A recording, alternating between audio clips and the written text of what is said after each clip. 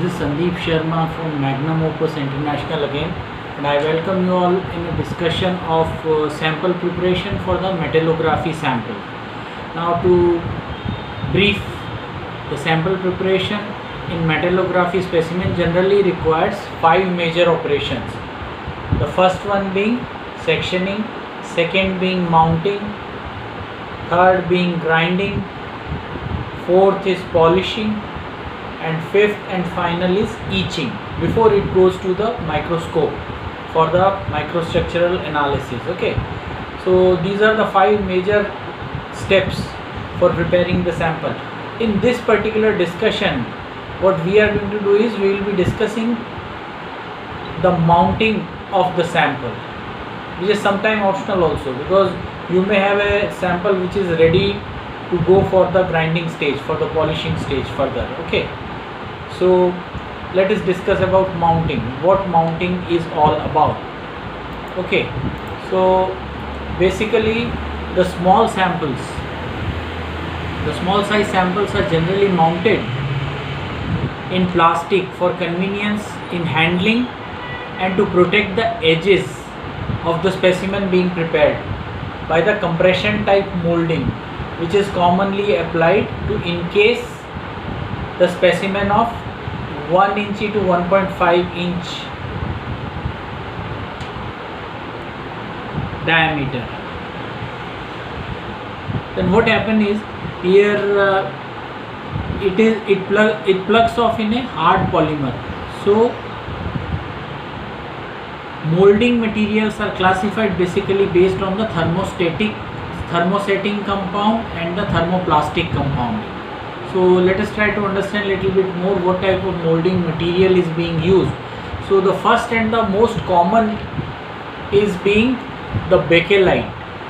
Again, the use of bakelite is on increase. The reason is because it's a low cost, relatively hard thermosetting polymer that is commonly nowadays utilized.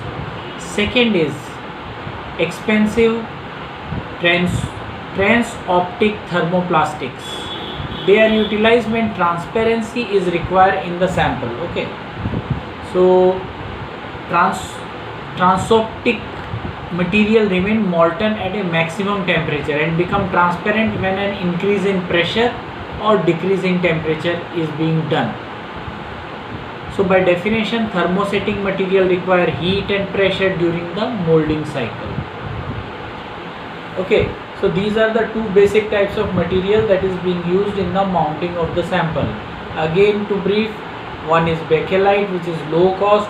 Second is the transoptic thermoplastic materials, which is expensive in nature. Okay, now transoptic material, again it remains molten at a maximum temperature and becomes transparent whenever you increase or decrease the pressure and the temperature. So let us discuss further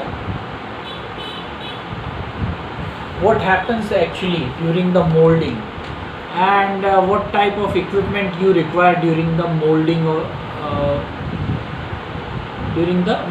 of the sample that has come to you from the sectioning or the cutting section. Basically this is step number 2. So from step the sample that we get. So now what happened during the molding process? During the molding, the pressure and the molding temperature are generally held constant, thus time is the only variable.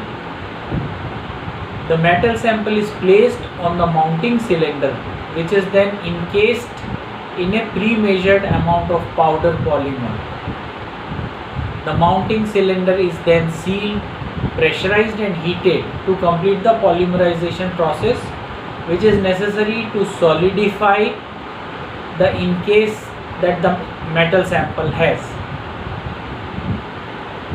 So although inferior in quality to compression type molding, cold molding is often used with epoxy to mount the sample by simply mixing the epoxy and pouring it over a sample that is positioned face down.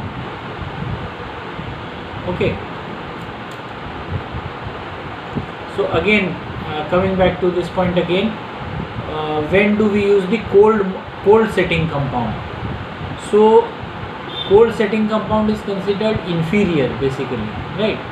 So even if it is inferior in quality to the compression type molding, cold molding is often used with epoxy to mount the sample by mixing the epoxy and pouring it over the sample in the mold case, right? So while pouring, the sample that is positioned face down on the surface in the cold mounting ring. When the epoxy cures, the specimen can already be prepared. Now caution must be exercised while the cold mounting due to relatively poor adhesion between the specimen edge and the epoxy plug. Gaps often form which can degrade the quality of the specimen. So these are the things that you need to keep in mind while mounting a sample. So with this, I think we come to end of the mounting section in a metallography microstructural sample preparation. So this was the step 2. Please see my future videos for the other steps in the metallography. Thank you. For any assistance, our email ID is sandeep@magnumopusinternational.com. Bye bye.